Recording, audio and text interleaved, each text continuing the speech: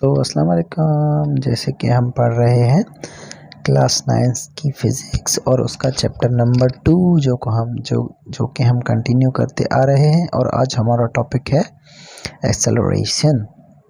तो आइए इसको समझने की कोशिश करते हैं। An object accelerates when its velocity changes. Since velocity is a vector quantity, so it has both magnitude and direction. This acceleration is produced whenever. अब कहने का मकसद ये है कि एक्सेलरेशन कब प्रोड्यूस होती है, जब जब भी किसी ऑब्जेक्ट की वेलोसिटी चेंज होगी तो वो एक्सेलरेशन प्रोड्यूस होगी वहाँ पर। अब सवाल ये उठता है कि किसी भी ऑब्जेक्ट की वेलोसिटी को कैसे कैसे चेंज किया जा सकता है। जैसे कि वेलोसिटी एक वेक्टर क्वांटिटी है, हम पढ़ कर आए हैं। तो वेक्टर क्वांटिटी वो होती है जिसको मैग्नीट्यूड भी हो और डायरेक्शन भी हो। तो वेलोसिटी को मैग्नीट्यूड भी होता है, डायरेक्शन भी होता है। अब हम कह रहे हैं कि जब जब वेलोसिटी चेंज होगी तब तब एक्सेलरेशन प्रोड्यूस होगी। तो वेलोसिटी को चेंज करने के जो हमारे पास तरीके हैं वो होते हैं 3 तरीके। या तो हम वेलोसिटी का डायरेक्शन चेंज कर दें, तब भी वेलोसिटी चेंज हो जाएगी तो एक्सेलरेशन प्रोड्यूस होगी। या तो हम उस वेलोसिटी का मैग्नीट्यूड चेंज कर दें, यानी कि 20 थी तो 30 कर दें, तब भी वेलोसिटी चेंज हो रही है, मतलब तब भी प्रोड्यूस होगी एक्सेलरेशन। और एट ए टाइम दोनों को चेंज कर दें, डायरेक्शन को भी और मैग्नीट्यूड को भी, तब भी वेलोसिटी चेंज हो रही है, मतलब तब भी एक्सेलरेशन प्रोड्यूस होगी। यानी कि rate of change of velocity is called acceleration. जब कभी भी वेलोसिटी चेंज होगी तो एक्सेलरेशन प्रोड्यूस होगी। और एक्सेलरेशन को 3 तरीक़ों से चेंज किया जा सकता है, या डायरेक्शन चेंज कर दें, या मैग्नीट्यूड चेंज कर दें, या दोनों को चेंज कर दें। तो ऐसे प्रोड्यूस होती है acceleration. This acceleration can be define as, तो एक्सेलरेशन को डिफाइन कैसे किया जा सकता है, rate of change of velocity of an object with respect to time is called acceleration. जब भी किसी चीज़ की वेलोसिटी टाइम के रिस्पेक्ट से चेंज हो तो हम जो चीज़ प्रोड्यूस होगी उसे कहते हैं एक्सेलरेशन। तो एक्सेलरेशन का जो फार्मूला होता है यही होता है कि change in velocity divided by time, और इसको हम मैथमेटिकली लिख सकते हैं ए। एक्सेलरेशन को शो करते हैं ए से स्मॉल ए, और डी वी, जैसे कि पिछले लेक्चर में भी मैंने बताया कि इसे पढ़ते हैं डेल्टा, और डेल्टा जो शो करती है वो करती है चेंज को, यानी कि डेल्टा वी मतलब कि change in velocity divided by time taken, तो हमें मिलेगी एक्सेलरेशन। सवाल ये उठता है कि चेंज इन वी कैसे मालूम करेंगे। अगर कई ऐसे प्रॉब्लम होते हैं जहाँ पर चेंज इन वेलोसिटी नहीं मिला हुआ होता, फाइनल वेलोसिटी और इनिशियल वेलोसिटी मिली हुई होती है, वहाँ से हमने चेंज इन वेलोसिटी खुद मालूम करनी होती है। तो उसका फार्मूला है ये, delta V is equal to V F minus V I. Final velocity जो मिली होगी उसमें से हम माइनस करेंगे जो इसकी इनिशियल वेलोसिटी होगी, वो हमें मिल जाएगी delta we, change in velocity. फिर उसको हम डिवाइड करेंगे टोटल टेकन टाइम से, तो हमें जो मिलेगा वो होगी एक्सेलरेशन। और इसका जो यूनिट होता है वो होता है metre per second square. Metre per second square change in change यानी कि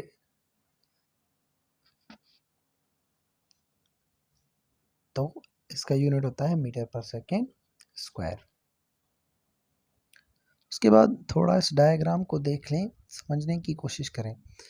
अब ये जो फर्स्ट डायग्राम है इसमें क्या है कि कैसे एक्सेलरेशन प्रोड्यूस होती है। अब इसमें क्या कार जो है वो क्या है, अपनी वेलोसिटी को यानी कि बढ़ा रही है, वेलोसिटी उसकी इंक्रीज़ हो रही है।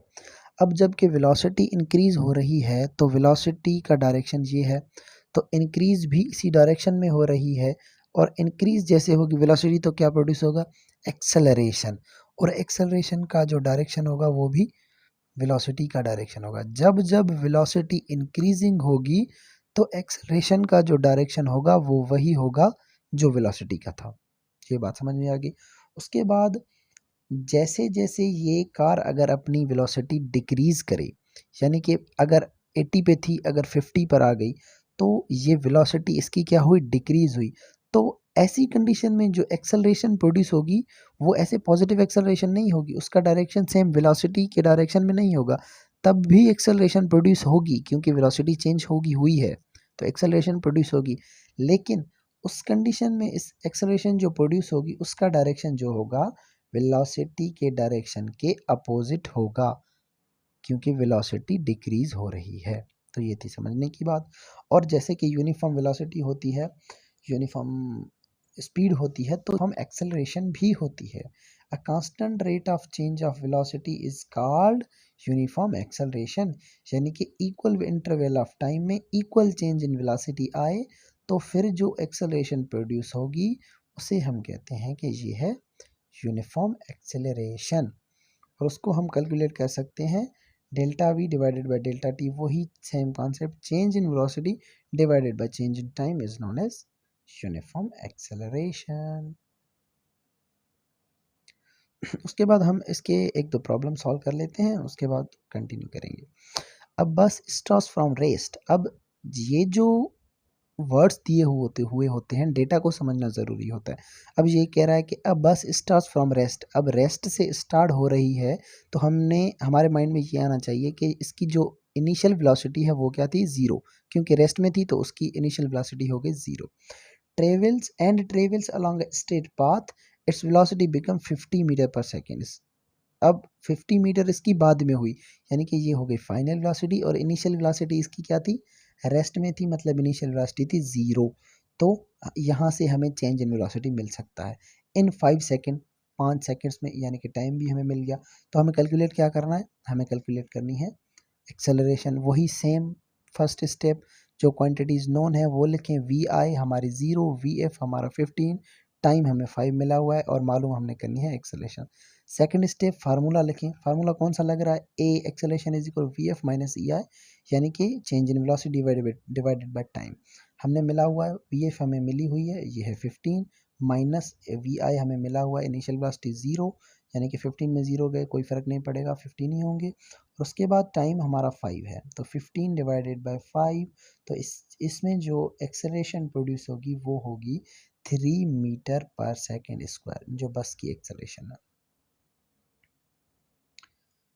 और सेकंड प्रॉब्लम यहाँ पर है, इसे पढ़ने की समझने की कोशिश करते हैं। A motorcyclist moving along a straight path applies brakes to slow down from 10 metre per second square to 3 metre per second square. अब क्या, इसमें दोनों वेलोसिटीज़ दी हुई हैं, फाइनल वेलोसिटी दी हुई है, फाइनल वेलोसिटी है हमारी, यानी कि 3 मीटर पर सेकेंड, क्योंकि पहले थी 10, उसने ब्रेक लगाया, बाद में हो गई 3, तो जो बाद वाली होगी वो होगी फाइनल, पहले वाली होगी वो होगी इनिशियल। यहाँ पे ये कॉन्सेप्ट नहीं लगाना कि 10 बड़ी है तो 10 में से 3 माइनस कर सकते हैं, 10 को पहले रख लें, नहीं, जो फाइनल है उसको फाइनल कंसीडर करना है, जो इनिशियल है उसको इनिशियल कंसीडर करना। अब यहाँ पे पहले 10 थी तो इनिशियल 10, बाद में 3 हुई तो जो फाइनल हुई वो हुई 3, तो फाइनल माइनस इनिशियल करना है हमने इन 5 सेकेंड्स। और टाइम भी दिया हुआ है, टाइम कितना है कि 5 सेकेंड। वही same first step, non variable लिखें, जो मालूम करने हैं वो भी लिखें। वी आई इनिशियल वेलोसिटी हमारी 10 है, वी एफ फाइनल वेलोसिटी हमारी 3 है, टाइम हमें दिया हुआ है 3 सेकेंड, एक्सेलरेशन प्रोड्यूस हमने मालूम करनी है। सेकंड स्टेप फार्मूला लिखें, फार्मूला वही लगेगा, A is equal to V F minus V I upon T, यानी कि final velocity minus initial velocity divided by time. अब यहाँ पर समझने की बात है कि हमारी जो फाइनल वेलोसिटी है वो 3 है, जो इनिशियल वेलोसिटी है वो 10 है, यानी कि इसका जब हम डिफरेंस निकालेंगे 3 माइनस 10, तो ये हमारा आंसर आएगा -7 डिवाइडेड बाय 5। जब इसको हम सिंप्लीफाई करेंगे तो हमारा आंसर आएगा -1.3 मीटर पर सेकेंड स्क्वायर।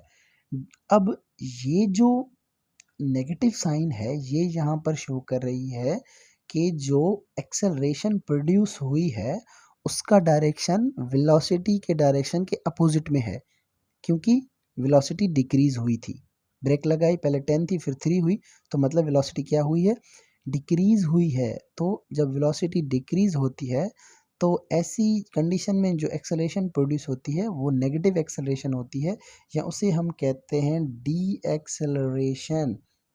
तो नेगेटिव साइन इस चीज़ को शो कर रही है कि डायरेक्शन एक्सेलरेशन का वेलोसिटी के डायरेक्शन के अपोजिट है।